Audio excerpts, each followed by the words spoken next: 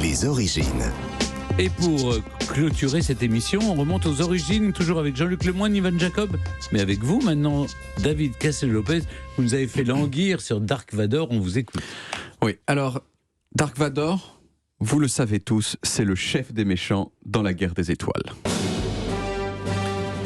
Et c'est probablement, Dark Vador, l'un des méchants les plus méchants de l'histoire du cinéma. Ses motivations sont immondes, il fait preuve de très très peu d'empathie envers son prochain, c'est un salaud. Et les spectateurs, ils s'y sont pas trompés, puisqu'il y a quelques années, il a été élu 3e meilleur méchant du cinéma, après Hannibal Lecter dans Le Silence des Agneaux et Norman Bates, qui est le méchant dans Psychose. Alors pour bien saisir quelles sont les origines de Dark Vador, il va falloir que je découpe ses origines en plusieurs chapitres, avec 1, les origines de son nom, 2, les origines de son costume de samouraï nazi en soutane, et enfin 3, les origines de sa voix grave, effrayante, robotique, sexy. I am your father. Alors déjà, le nom Dark Vador, vous savez bien sûr que c'est une traduction française. Le vrai nom de Dark Vador, c'est Darth Vader. Et alors autant Dark, ça veut dire quelque chose, dans la traduction française, voilà. Autant Darth, ça veut rien dire du tout. Et donc Darth, dans la version anglaise, ne veut rien dire du tout. Selon George Lucas, c'est juste un mot qui sonnait bien, voilà. Alors il y a des gens qui ont dit que le Vader en revanche, qui veut dire père en néerlandais, ça préfigurait le fait que Darth Vader, attention spoiler, pour ceux qui n'ont pas vu le film, ils doivent plus être très nombreux, on apprend à un moment que c'est le père de Luke Skywalker. Mais en fait, c'est pas vrai, puisqu'on sait que quand la série a commencé, George Lucas n'avait même pas encore eu cette idée-là. En français, on a décidé que c'était Dark Vador, donc ce qui sonnait pas mal. Mais à l'époque, il y a d'autres traductions qui sonnaient moins bien, qui ont été envisagées pour la France, comme Chewbacca, que les Français avaient traduit dans un premier temps en Chic Tabac. Voilà, pas terrible, ça sonne moins bien. Ça fait un peu PMU. Voilà, exactement. Et surtout, Luke Skywalker, qui a failli s'appeler Luke Marche-Ciel.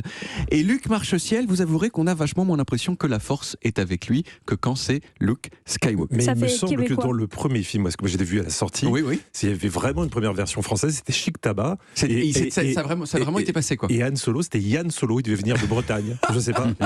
Et ça a été rectifié dans le deuxième. Yann Solo. Voilà un côté breton de Yann Solo. Bon, le costume de Dark Vador maintenant. Alors je marche un petit peu sur vos plates-bandes en quelque sorte, Ivan. George Lucas, il voulait un truc qui soit à la fois nazi, mais en même temps japonais. Vous voyez, et je ne sais pas si vous vous rendez compte d'à quel point Dark Vador, c'est exactement ça visuellement. C'est un SS avec un casque de samouraï. Ce qui est hyper cohérent, puisque Dark Vador, il évoque comme ça la dictature et la machine de mort sans visage des totalitarismes européens. That is correct. Exactement. Et bien sûr, ce n'est pas un détail, Dark Vador, c'est un cyborg, c'est-à-dire un être humain sur lequel on a greffé des choses électroniques. Et il a donc une machine à respirer, genre un petit peu astronaute, qui lui donne 2 de ses caractéristiques les plus marquantes. Sa respiration, qui a été créée par un designer sonore avec un appareil de plongée. Voilà. Et 2, surtout, sa voix grave et caverneuse. Don't fail me again. Don't fail me again, avec un accent anglais en plus british. Alors fun fact, la voix de Dark Vador, ce n'est pas celle du monsieur qui est à l'intérieur du costume de Dark Vador. Parce que quand ils ont commencé la série, de la série des films, ils se sont rendus compte que l'acteur qui était dans le costume, il avait un accent un petit peu provincial qui nuisait complètement au côté solennellement effrayant du personnage. On écoute. Le vrai. Ça, c'est le vrai acteur. Vous voyez, ça c'est le vrai acteur qui jouait Dark Vador dans le costume, et donc ils ont trouvé ça nul, ça n'allait pas du tout avec ce qu'ils voulaient transmettre, et donc Dark Vador a été doublé entièrement par un autre acteur que vous connaissez, Jean-Luc, et qui s'appelle James Earl Jones. James Earl Jones, qui est toujours un monsieur noir né pauvre dans le Mississippi, mais qui avait une formation de théâtre classique et une voix terriblement grave.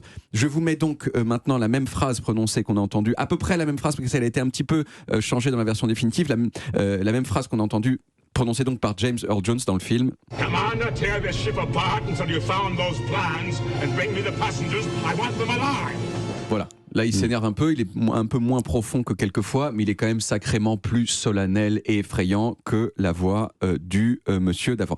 D'ailleurs, c'est aussi James Earl Jones qui a fait la voix de Mufasa dans Le Roi Lion, on peut l'écouter. Simba, I'm very disappointed in you. Et voilà, Mufasa, c'est Dark Vador. Alors Dark Vador, il a pris sa retraite cette année, à 91 ans. Enfin, pas lui, mais James Earl Jones qui faisait sa voix. Mais on va quand même continuer à l'entendre, cette voix, parce que James Earl Jones, il a accepté que sa voix soit synthétisée. Et grâce à une intelligence artificielle, quand il sera mort, on pourra continuer à faire dire à Dark Vador ce qu'on a envie qu'il dise. C'est génial. N'est-ce pas mal, Très bien. Merci David pour toutes ces infos. On retrouve les origines en podcast sur toutes les applis audio et en vidéo sur YouTube, Dailymotion et sur le site europe1.fr. Vous pouvez également retrouver toutes nos émissions.